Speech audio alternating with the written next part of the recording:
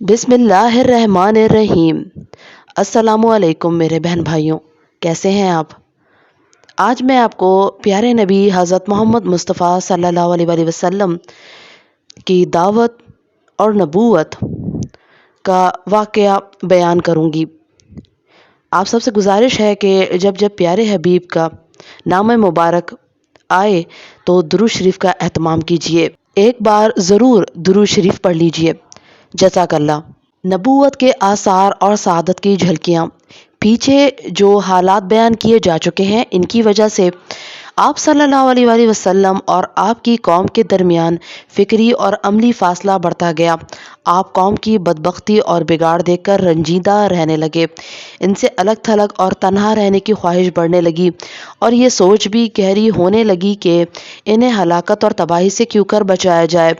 उम्र बढ़ने के साथ साथ ये रंज और ये ख्वाहिश बढ़ती ही गई और बिलाखिर आपको कशा कशा गारे हिरा तक ले गई, जहां आप सल्लल्लाहु अलैहि वसल्लम साल में रमज़ान का एक महीना दीन इब्राहीम की बची कुची तालीमात के मुताबिक अल्लाह की इबादत करते और महीना पूरा करके सुबह दम मक्का तशरीफ़ लाते और खाना काबा का तवाफ़ करके घर की राह लेते।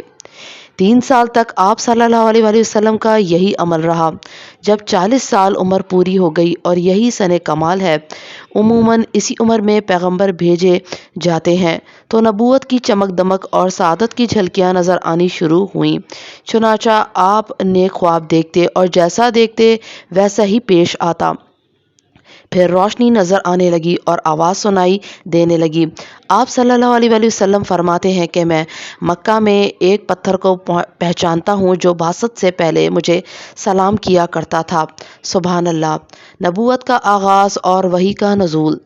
फिर तीसरे साल के रमज़ान में जब आपकी उम्र का 41वां साल चल रहा था, आप सल्लल्लाहु अलैहि वसल्लम गारे ग़िरा के अंदर ज़िक्र इलाही और इबादत में मशगूल थे कि यकायक हज़रत जिब्राईल अलैहिस्सलाम नाजिल हुए और आपको वही नबूवत से नवाजा।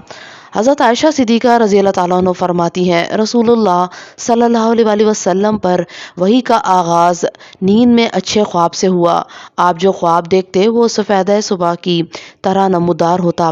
फिर आपको तन्हाई पसंद आने लगी, चुनाचा आप गारे हिरा में खुलवत इख्तियार फरमाते और कई कई रात घर आए बगैर इबादत करते और इस अरसे के लिए तोशा भी ले जाते। फिर हज़रत खदीजा रज़ी अल्लाह ताला अन्हा के पास वापस आते और इस जैसी मुद्दत के लिए फिर तोशा ले जाते, यहाँ तक कि आप सल्लल्लाहु अलैहि वसल्लम गारे हिरा ही में थे कि आपके पास हक आ गया, यानी आपके पास फरिश्ता आया और कहा पढ़ो। आपने फरमाया मैं पढ़ना नहीं जानता। आप फरमाते हैं कि इस पर इसने मुझे पकड़ लिया और इस ज़ोर से दबोचा कि मुझे चूर कर डाला, फिर छोड़कर कहा पढ़। मैंने कहा मैं पढ़ना नहीं जानता। इसने दोबारा पकड़ कर दबोचा और चूर कर डाला, फिर छोड़कर कहा पढ़। मैंने कहा मैं पढ़ा हुआ नहीं हूँ। इसने तीसरी बार दबोचा और कहा पढ़ अपने इस परवरदिगार के नाम से जिसने पैदा किया इंसान को लोथड़े से पैदा किया। पढ़, तेरा रब बड़ा करीम है जिसने कलम के ज़रिए इल्म दिया, इंसान को वो बात सिखाई जिसे वो जानता न था। इन आयात को लेकर रसूलुल्लाह सल्लल्लाहु अलैहि वसल्लम वापस हुए। आपका दिल कांप रहा था। हज़रत खदीजा रज़ी अल्लाह ताला अन्हा के पास पहुंचकर फरमाया मुझे चादर उड़ा दो, मुझे चादर उड़ा दो। उन्होंने चादर उड़ा दी, यहाँ तक कि दहशत जाती रही। फिर हज़रत खदीजा रज़ी अल्लाह ताला अन्हा को वाक़या सुनाकर फरमाया कि मुझे अपनी जान का डर लगता है। उन्होंने कहा अल्लाह की कसम ऐसा हरगिज़ नहीं हो सकता, अल्लाह आपको कभी रुसवा नहीं करेगा। आप सिला रहमी करते हैं, बेसहारों का बोझ उठाते हैं, खाली हाथ वालों का बंदोबस्त करते हैं, मेहमान की मेज़बानी करते हैं और हक के सिलसिले में पेश आने वाले मसाइब में मदद फरमाते हैं। इसके बाद हज़रत खदीजा रज़ी अल्लाह ताला अन्हा आपको अपने चचेरे भाई वर्क़ा बिन नौफल के पास ले गईं। वो दौरे जहालियत में ईसाई हो गए थे और इब्रानी लिखना जानते थे, चुनाचा इब्रानी में तौफीक़े इलाही के मुताबिक इंजील लिखते थे। इस वक्त वो बूढ़े और नाबीना हो चुके थे। हज़रत खदीजा रज़ी अल्लाह ताला अन्हा ने इनसे कहा भाईजान अब آپ اپنے بھتیجے کی بات سنیں۔ ورقہ نے کہا بھتیجے تم کیا کہتے ہو؟ آپ صلی اللہ علیہ وسلم نے جو کچھ دیکھا تھا بیان کر دیا۔ ورقہ نے کہا یہ تو وہی ناموس وہی لانے والا فرشتہ ہے جو حضرت موسیٰ علیہ السلام پر نازل ہوا تھا۔ کاش میں اس وقت جوان ہوتا، کاش میں اس وقت زندہ ہوتا جب آپ کی قوم آپ کو نکالے گی۔ رسول اللہ صلی اللہ علیہ وآلہ وسلم نے فرمایا تو کیا میری قوم مجھے نکال دے گی؟ ورقہ نے کہا ہاں، کوئی ایسا آدمی نہیں جو تمہارے جیسا پیغام لایا ہو مگر اس سے دشمنی نہ کی گئی ہو، اور اگر میں نے تمہارا وہ دن کہ جس دن تمہاری قوم تمہیں مکہ سے نکالے گی پا لیا تو تمہاری زبردست مدد کروں گا۔ اس کے بعد ورقہ جلد ہی فوت ہو گئے اور وہی رک گئی۔ آغاز نبوت اور نزول وحی کی تاریخ۔ یہ نبی صلی اللہ علیہ وسلم پر پہلی بار وحی اترنے اور آپ کی نبوت شروع ہونے کا واقعہ ہے۔ یہ رمضان کے مہینے میں لیلۃ القدر کے اندر پیش آیا۔ اللہ کا ارشاد ہے رمضان کا مہینہ ہی وہ مہینہ ہے جس میں قرآن اتارا گیا۔ نیز ارشاد ہے ہم نے قرآن کو عزت والی رات میں اتارا۔ صحیح حدیث سے یہ بھی ثابت ہے کہ یہ واقعہ رات کے پچھلے پہر سوموار کی فجر طلوع ہونے سے پہلے پیش آیا۔ چونکہ لیلۃ القدر رمضان کی آخری 10 راتوں میں سے کسی طاق رات میں ہوا کرتی ہے اور اس سال سوموار 21 رمضان کو پڑا تھا، اس لیے اس سے یہ نتیجہ نکلتا ہے کہ آپ صلی اللہ علیہ وسلم کی نبوت آپ کی پیدائش کے 41ویں سال 21 رمضان سوموار کی رات شروع ہوئی۔ اس روز اگست کی 10 تاریخ تھی اور 610 عیسوی قمری حساب سے اس وقت آپ صلی اللہ علیہ وسلم کی عمر 40 سال 6 مہینے 12 دن تھی اور شمسی حساب سے 39 سال 3 مہینے 22 دن، لہٰذا آپ کی بعثت 40 سال شمسی کے سرے پر ہوئی۔ وحی کی بندش اور دوبارہ نزول۔ جیسا کہ بتایا گیا ہے غار حرا میں پہلی وحی اتر کر بند ہو گئی تھی۔ یہ بندش کئی روز تک قائم رہی۔ اس کی وجہ سے نبی کریم صلی اللہ علیہ وسلم کو سخت رنج و ملال ہوا، لیکن مصلحت الہی اسی میں تھی کیونکہ اس طرح خوف جاتا رہا، معاملے کی نوعیت کو سمجھنے کا موقع ملا اور دوبارہ وحی کی مشقت جھیلنے کے لیے صرف یہی نہیں کہ طبیعت آمادہ ہو گئی بلکہ ایک گونا شوق و طلب بھی پیدا ہوئی اور آپ صلی اللہ علیہ وسلم دوبارہ وحی آنے کا انتظار فرمانے لگے۔ ادھر گوشہ نشینی کی بقیہ مدت پوری کرنے کے لیے آپ صلی اللہ علیہ وسلم ورقہ کے پاس سے پلٹ کر دوبارہ غار حرا میں تشریف لا چکے تھے۔ پھر جب ماہ رمضان ختم ہو گیا اور آپ کی مدت اعتکاف پوری ہو گئی تو حسب عادت پہلی شوال کی صبح حرا سے اتر کر مکہ روانہ ہوئے۔ نبی کریم صلی اللہ علیہ وسلم کا ارشاد ہے کہ میں پہاڑ سے اتر کر میدان میں پہنچا تو مجھے پکارا گیا۔ میں نے دائیں دیکھا تو وہاں کچھ دکھائی نہ دیا، بائیں دیکھا تو وہاں بھی کچھ دکھائی نہ دیا، پھر آگے دیکھا تو وہاں بھی کچھ نظر نہ آیا، پھر پیچھے دیکھا تو وہاں بھی کچھ نظر نہ آیا۔ اس کے بعد میں نے سر اوپر اٹھایا تو کیا دیکھتا ہوں کہ جو فرشتہ حرا میں میرے پاس آیا تھا وہی آسمان و زمین کے درمیان کرسی پر بیٹھا ہوا ہے۔ یہ دیکھ کر میرا پورا وجود اس کے روپ سے بھر گیا یہاں تک کہ میں زمین کی طرف جا جھکا۔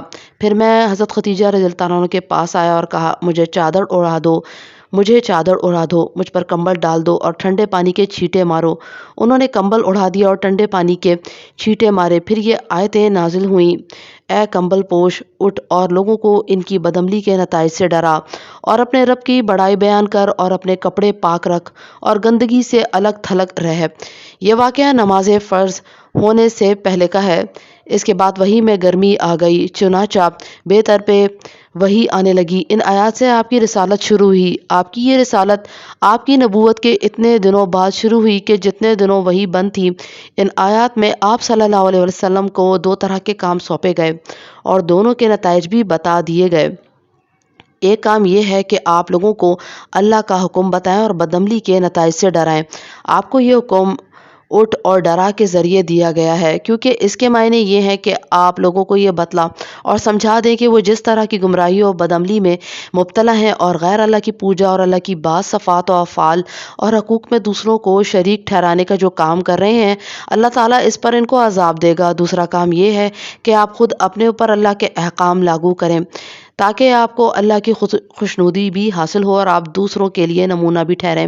یہ حکم بقیہ آیات میں دیا گیا ہے۔ چنانچہ وَرَبُّكَ فَكَبِّرْ کا مطلب یہ ہے کہ آپ بڑائی اور کبریائی کے لیے اللہ ہی کو خاص کر لیں، اس میں کسی اور کو اس کے ساتھ شریک نہ کریں، اور وَثِيَابَکَ فَطَہِّر کا بظاہر معنی یہ ہے کہ کپڑے اور جسم پاک رکھیں، کیونکہ اللہ کے سامنے نجاست اور گندگی کے ساتھ کھڑے ہونا ٹھیک نہیں، مگر محققین کے نزدیک اس کے یہ معنی ہے کہ اپنی روح کو پاک اور منزہ رکھیں، اور وَرُجْزَ فَہْجُرْ کے معنی یہ ہے کہ اللہ کی ناراضگی عذاب کے اسباب سے اور قوم کی بدعمالیوں، گندگیوں اور آلودگیوں سے الگ ہو جائیں، اور وَلَا تَمْنُن تقصیر زیادہ چاہنے کے لیے احسان نہ کر کا مطلب یہ ہے کہ اس دنیا میں احسان کے بدلے کی خواہش اور امید نہ رکھیں، بلکہ یہ سمجھ لیں کہ یہ مشکلات اور آزمائشوں کا راستہ ہے، لہٰذا اپنی قوم کا دین چھوڑنے اور ایک اللہ کی طرف بلانے پر تکالیف اور دشواریاں سہنے کے لیے تیار رہیں، اور وَلِرَبِّكَ فَاصْبِرْ اپنے رب کے لیے صبر کر۔ تبلیغ کا آغاز۔ ان آیات کے اترنے کے بعد نبی کریم صلی اللہ علیہ وآلہ وسلم دعوت و تبلیغ کے کام میں لگ گئے، چونکہ آپ کی قوم کھڑ اور بت پرست تھی، باپ دادا سے جو کچھ ہوتا آیا تھا اسی کو حق سمجھتی تھی، اس میں اکڑ اور تکبر بھی بہت تھا، نیز وہ اپنے معاملات کے فیصلے تلوار سے کیا کرتی تھی، اس لیے اللہ نے آپ صلی اللہ علیہ وآلہ وسلم کے لیے یہ راستہ چنا کہ تبلیغ کا کام خاموشی اور رازداری سے کریں، اور صرف اسی کو مخاطب کریں جو بھلا، حق پسند اور قابل اطمینان ہو، اور ان میں بھی سب سے پہلے اپنے گھر، کنبے، قبیلے اور دوست و احباب کو دعوت دیں۔ پہل ایمان لانے والے۔ اس پروگرام کے مطابق نبی کریم صلی اللہ علیہ وسلم نے دعوت و تبلیغ شروع کی تو کئی خوش قسمت لوگوں نے اسے لپک کر قبول کیا اور آپ پر ایمان لے آئے۔ ان میں سب سے پہلا نام حضرت خدیجہ رضی اللہ تعالیٰ عنہ کا ہے۔ وہ آپ کی بیوی ہونے کی وجہ سے آپ کے بلند اخلاق اور اعلیٰ کردار کو سب سے اچھی طرح جانتی تھی۔ انہیں یہ بھی پتہ تھا کہ ایک آخری نبی کی آمد ابھی باقی ہے۔ وہ آپ کے تعلق سے کچھ موزانہ حالات و واقعات بھی سن چکی تھیں اور آپ صلی اللہ علیہ وسلم میں نبوت و رسالت کی جھلک بھی دیکھ چکی تھیں۔ ان سب پر مستضیع کہ ورقہ جیسے صاحب علم و بصیرت نے بتایا کہ حرا میں جو فرشتہ آپ کے پاس آیا تھا وہ حضرت جبرائیل علیہ السلام تھے، اور جو کچھ لائے تھے وہ وہی لائی تھی۔ اور سب سے آخری بات یہ ہے کہ سورہ مدثر کی ابتدائی آیات جب اتر رہی تھیں تو حضرت خدیجہ رضی اللہ تعالیٰ عنہ بنفس نفیس وہاں موجود تھیں، اس لیے یہ بالکل فطری بات تھی کہ وہ سب سے پہلے ایمان لاتی۔ ادھر ان آیات کے اترتے ہی نبی کریم صلی اللہ علیہ وآلہ وسلم اپنے جگری دوست حضرت ابو بکر صدیق رضی اللہ تعالیٰ عنہ کے پاس گئے اور انہیں اپنی نبوت و رسالت سے آگاہ کرتے ہوئے ایمان لانے کی دعوت دی۔ انہوں نے بے کھٹک ایمان قبول کیا اور فوراً تصدیق کرتے ہوئے حق کی شہادت دی، چنانچہ وہ اس امت کے سب سے پہلے مومن ہیں۔ وہ آپ سے 2 سال چھوٹے تھے اور آپ کا کھلا چھپا سب کچھ جانتے تھے، لہٰذا ان کا ایمان لانا آپ صلی اللہ علیہ وسلم کی سچائی کا بہترین ثبوت ہے۔ پہل ایمان لانے والوں میں حضرت علی رضی اللہ تعالیٰ عنہ بھی شامل ہیں۔ وہ نبی کریم صلی اللہ علیہ وسلم کے زیر کفالت تھے، آپ ہی کے پاس رہتے تھے اور آپ ہی ان کے کھانے پینے کا بندوبست اور ان کی دیکھ بھال کرتے تھے، کیونکہ قریش قحط سالی سے دوچار تھے اور ابو طالب کے پاس مال کم اور اولاد زیادہ تھی، لہٰذا ان کے بیٹے جعفر کو حضرت عباس پال رہے تھے اور حضرت علی رضی اللہ تعالیٰ عنہ کو نبی کریم صلی اللہ علیہ وسلم نے پالا تھا۔ وہ آپ کے بچے کی طرح آپ کے یہاں رہتے تھے اور آغاز نبوت کے وقت بلوغت کے قریب پہنچ چکے تھے، اور ایک قول کے مطابق ابھی 10 سال کے تھے۔ جو کچھ آپ صلی اللہ علیہ وسلم کرتے وہی وہ بھی کرتے تھے، لہٰذا جب آپ نے ان کو اسلام کی دعوت دی تو وہ مسلمان ہو گئے اور بچوں میں سب سے پہلے مومن تھے۔ اسی طرح پہل ایمان لانے والوں میں رسول اللہ صلی اللہ علیہ وسلم کے آزاد کردہ غلام حضرت زید بن حارثہ بن شراحیل کلبی تھے۔ یہ دور جاہلیت میں گرفتار کر کے بیچ دیے گئے تھے، پھر انہیں حکیم بن حزام نے خرید کر اپنی پھپھی حضرت خدیجہ رضی اللہ تعالیٰ عنہ کو دے دیا تھا، اور حضرت خدیجہ رضی اللہ تعالیٰ عنہ نے انہیں رسول اللہ صلی اللہ علیہ وسلم کے حوالے کر دیا تھا۔ جب ان کے والد اور چچا کو ان کی موجودگی کا علم ہوا تو وہ رسول اللہ صلی اللہ علیہ وسلم کے پاس حاضر ہوئے اور عرض کی کہ فدیہ لے کر چھوڑ دیں اور فدیہ لینے میں بھی احسان فرمائیں۔ آپ نے زید کو بلایا اور اختیار دیا کہ چاہے آپ کے پاس رہیں چاہے والد اور چچا کے ساتھ چلے جائیں۔ انہوں نے آپ کے ساتھ رہنا پسند کیا۔ آپ نے اسی وقت قریش کے مجمع میں جا کر اعلان فرمایا کہ آج سے زید میرا بیٹا ہے، وہ میرا وارث ہوگا اور میں اس کا وارث ہوں گا، اور اسی دن سے ان کو زید بن محمد کہا جانے لگا۔ والد اور چچا یہ منظر دیکھ کر بخوشی واپس چلے گئے۔ یہ سارا واقعہ نبوت سے پہلے کا ہے۔ اسلام آیا تو اس نے منہ بولے بیٹے کا رواج ختم کر دیا اور حضرت زید کو زید بن حارثہ کہا جانے لگا۔ یہ چاروں حضرات اس دن ایمان لائے تھے جس دن سورہ مدثر کی ابتدائی آیات نازل ہوئی تھیں۔ کہنے والوں نے ان میں سے ہر ایک کے متعلق کہا ہے کہ سب سے پہلے وہی ایمان لائے۔ اس کے بعد حضرت ابو بکر صدیق رضی اللہ تعالیٰ عنہ بھی تبلیغ میں سرگرم ہو گئے اور حق رسالت کی ادائیگی میں نبی کریم صلی اللہ علیہ وآلہ وسلم کا دایاں بازو بن گئے۔ وہ بڑے پاک دامن، پسندیدہ، نرم مزاج، شریف، دریا دل اور معزز تھے۔ عرب کے انساب و واقعات سب سے زیادہ جانتے تھے۔ ان کے کردار و اخلاق، جود و سخا، علم و فضل، لین دین اور میل جول کی خوبیوں کی وجہ سے ان کے پاس ہر قسم کے لوگوں کی آمد و رفت برابر رہا کرتی تھی۔ اب جس کو وہ بھلا اور بھروسے کے لائق محسوس کرتے اسے اسلام کی دعوت دے دیتے۔ اس طرح فضلہ صحابہ کے ایک جماعت نے ان کے ذریعے اسلام قبول کیا، جن میں سر فہرست عثمان بن عفان اموی، زبیر بن عوام اسدی، عبد الرحمن بن عوف زہری، سعد بن ابی وقاص زہری اور طلحہ بن عبید اللہ تیمی رضی اللہ تعالیٰ عنہ کے نام آتے ہیں۔ ان سب سے ابو بکر رضی اللہ تعالیٰ عنہ نے اسلام کی حقیقت بیان کی اور انہیں نبی کریم صلی اللہ علیہ وآلہ وسلم کے پاس لے آئے تو ان سب نے اسلام قبول کر لیا۔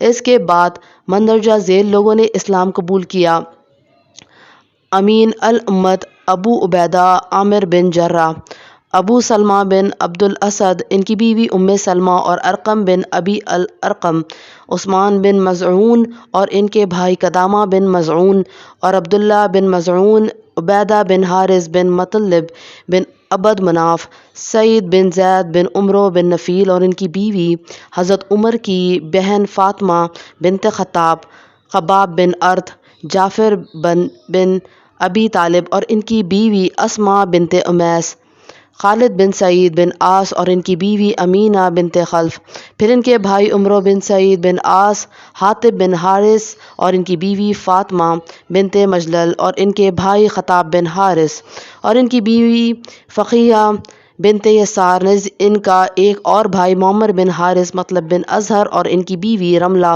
بنت ابی اوف اور نعیم بن عبداللہ بن نہام رضی اللہ تعالیٰ عنہ۔ یہ سب لوگ قریشی تھے اور قریش کے مختلف شاخوں سے تعلق رکھتے تھے۔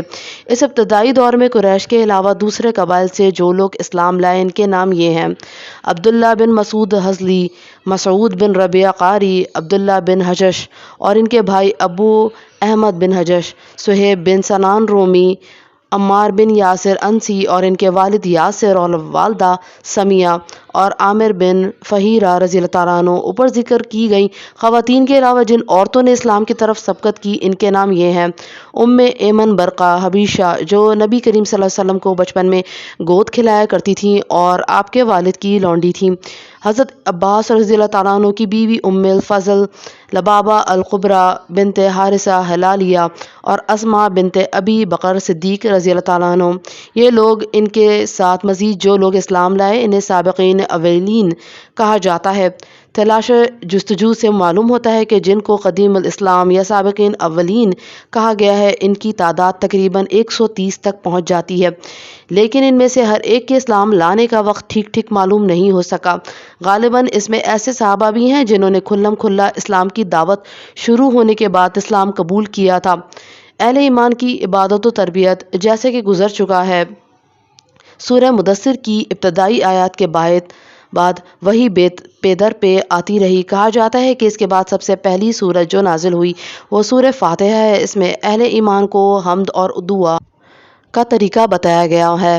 اللہ کی ہستی کی چند جامع صفات بیان کر کے اس کا ٹھیک تصور دیا گیا ہے اور یہ بھی سمجھا دیا گیا ہے کہ اس دنیا میں اچھے یا برے جیسے کام کرو گے ٹھیک ویسا ہی نتیجہ اور بدلہ پاؤ گے، اور یہ بدلہ آگے ایک دوسری دنیا میں ملے گا۔ اس کے علاوہ کامیابی اور سعادت کے راستے کی پہچان بھی بتائی گئی ہے۔ اس طرح دین حق کا سارا محصل اس سورت کے چند سادے بول میں آ گیا ہے اور حمد اور دعا کی شکل میں بندے کو اس کی تعلیم دی گئی ہے۔ کہا جاتا ہے کہ رسالت شروع ہونے کے بعد سب سے پہلے جو حکم دیا گیا وہ نماز کا حکم تھا۔ حضرت جبرائیل علیہ السلام نے تشریف لا کر نماز اور وضو کا طریقہ بتایا اور شام و صبح دو رکعت نماز پڑھنے کا حکم دیا۔ یوں مکمل طہارت اہل ایمان کی علامت ٹھہری۔ وضو کو نماز کی شرط قرار دیا گیا۔ سورہ فاتحہ نماز کی اصل اور حمد و تسبیح نماز کے عود وظائف قرار پائے۔ اب نماز ہی اہل ایمان کی اصل عبادت تھی جو انہیں قائم کرنی تھی۔ اس کے لیے وہ نظروں سے دور جگہوں کا انتخاب کرتے اور کبھی کبھی وادیوں اور گھاٹیوں میں بھی چلے جاتے تھے۔ اسلام کے ابتدائی دنوں میں نماز کے علاوہ کسی عبادت یا امر و نہی کا پتہ نہیں چلتا۔ وحی آتی تھی، توحید کے مختلف گوشوں کو بیان کرتی تھی، صحابہ رضی اللہ تعالیٰ عنہ کو نفس کی صفائی کی ترغیب دیتی تھی، مکارم اخلاق پر ابھارتی تھی، جنت و جہنم کے حالات بیان کرتی تھی اور ایسی زبردست نصیحتیں لے کر آتی تھی کہ ان سے سینے کھل جاتے تھے اور روح کو غذا ملتی تھی۔ ادھر رسول اللہ صلی اللہ علیہ وآلہ وسلم بھی کتاب و حکمت کی تعلیم کے ذریعے صحابہ کرام رضی اللہ تعالیٰ عنہ کو پاک صاف کرتے تھے، انہیں دلوں کی صفائی، اخلاق کی پاکیزگی، معاملات کی سچائی اور نفس کی عفت کی تربیت دیتے تھے، تاریکیوں سے نکال کر روشنی میں لاتے تھے، صحیح راستہ بتاتے تھے اور اللہ کے دین کو مضبوطی سے پکڑنے اور اس کی رسی کو اچھی طرح تھامنے اور اس کے معاملے میں ثابت قدم رہنے کی تلقین فرماتے تھے۔ یوں 3 برس گزر گئے اور صرف افراد کو دعوت دی جاتی رہی، مجلسوں اور محفلوں میں کہیں اعلانیہ تبلیغ نہیں کی گئی، لیکن قریش کو اس کا علم ہو گیا اور بعض نے ان پر نکیر بھی کی، بعض اہل ایمان پر کچھ زیادتیاں کی گئیں، لیکن عمومی طور پر قریش نے اب تک سے اسے کوئی اہمیت نہیں دی۔ ادھر نبی کریم صلی اللہ علیہ وسلم نے بھی ان کے دین سے کوئی تعارض نہیں کیا اور نہ ان کے معبودوں کے بارے میں کوئی بات کہی، صلی اللہ علیہ وسلم۔